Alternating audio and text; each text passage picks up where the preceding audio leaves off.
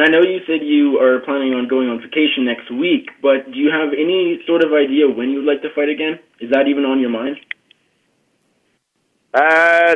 No, I'm going on vacation to forget about fighting, to not think about it. But like I said, it's not my job to think about that. It's the UFC and my agent. They're going to talk about it and see what's the next move and fit.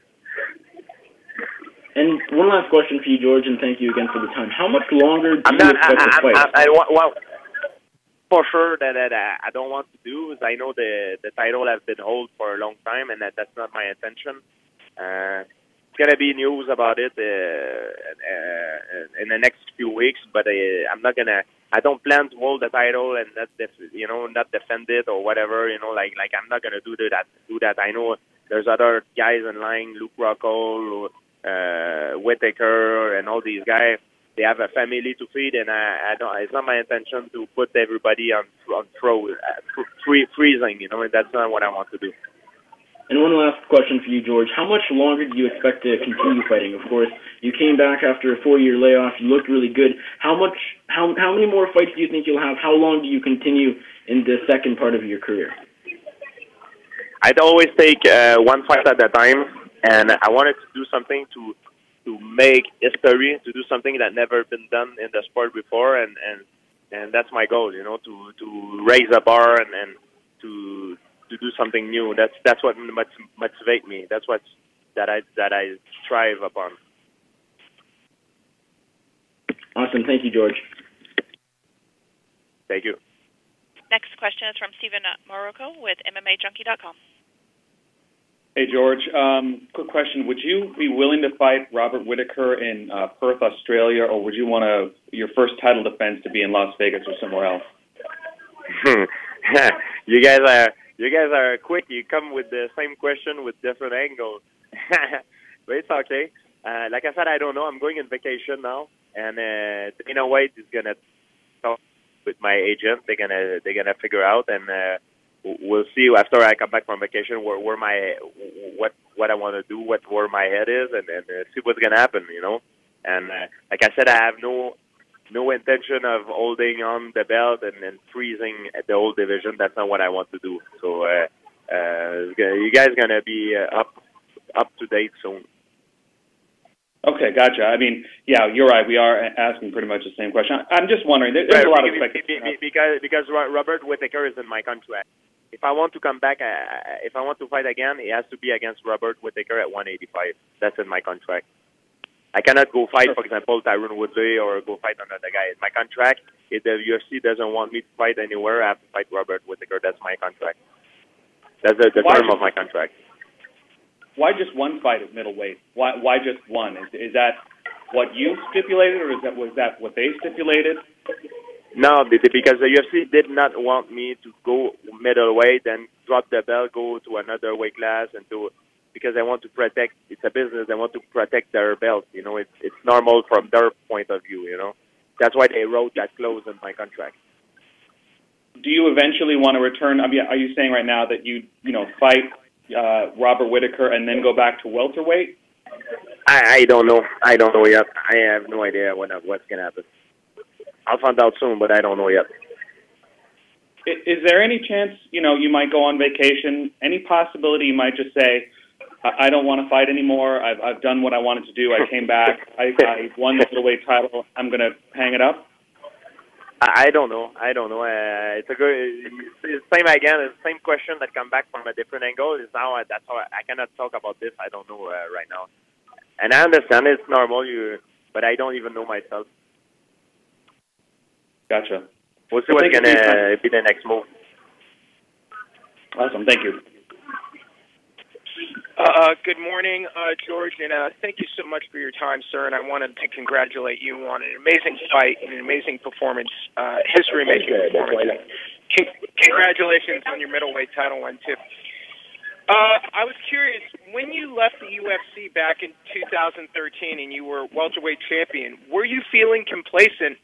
And on any level, were you not feeling challenged at welterweight?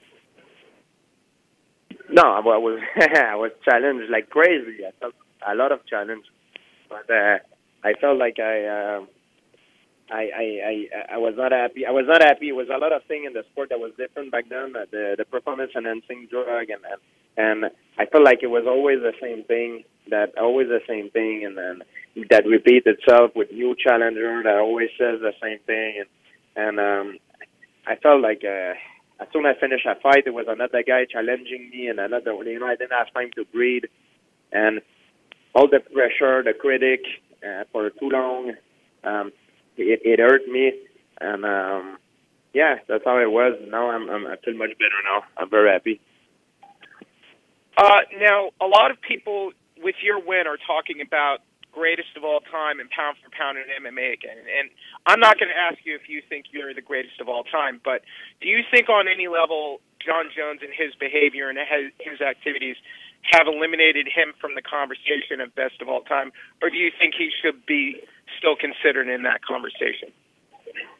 There is no such thing as the greatest of all time or best fighter, listen, there's no such thing. We all compete in different environments. We all have different problems, and even though you're the best, it doesn't mean you're not gonna lose, and doesn't mean that nobody gonna beat you.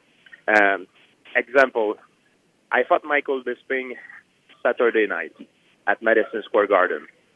In that particular night, at that particular moment, at that particular place, I beat Michael Bisping Saturday night. But it doesn't mean that if I fight him tomorrow that he's not going to beat me. It's the same thing in other sports like in hockey or baseball or football. The best team sometimes can not always win. The team that wins is the team that play the best the night of the game. Same thing in fighting. People think fighting is different. Oh, this guy is stronger than this guy, so he's always going to win. That's not true. Maybe one day I'm going to make a mistake and I'm going to lose, to a guy who's not as good as me. But maybe 9 times out of 10 I will beat him. So there's no such thing as the greatest of all time. It doesn't exist. It's an illusion. And we can stipulate about it, in terms of achievement. And it's because that's what the way I think now is because of the experience, that I gained over the time. When I was starting fighting in MMA, I wanted to be the strongest man in the world. But there's no such thing as be the strongest man in the world. Everybody can beat everybody at any given day or at any given time. That's what I've learned. There's no such thing as being the strongest man in the world. You can be the best one day, but tomorrow you're not. That's the truth about the sport. You defeated Bisping by submission, and I think that was your first submission win in about 10 years. Was that very satisfying for you? And did the trash Bisping talk before the fight made finishing and submitting him any more satisfying for you at all? And that's my last question. Thank you, George. I said before that the way I train, I was more opportunist. And it's true. I think my training, the way I train now was better than before, and it made me more opportunist. And it was a reflection of how my training was. He gave his back. I had an opportunity to finish him, and I jumped on him. And I was more opportunist, and I think it shows during that fight.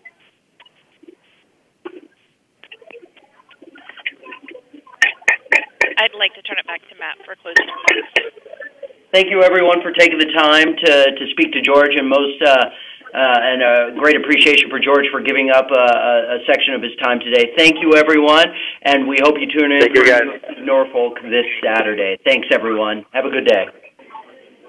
That concludes today's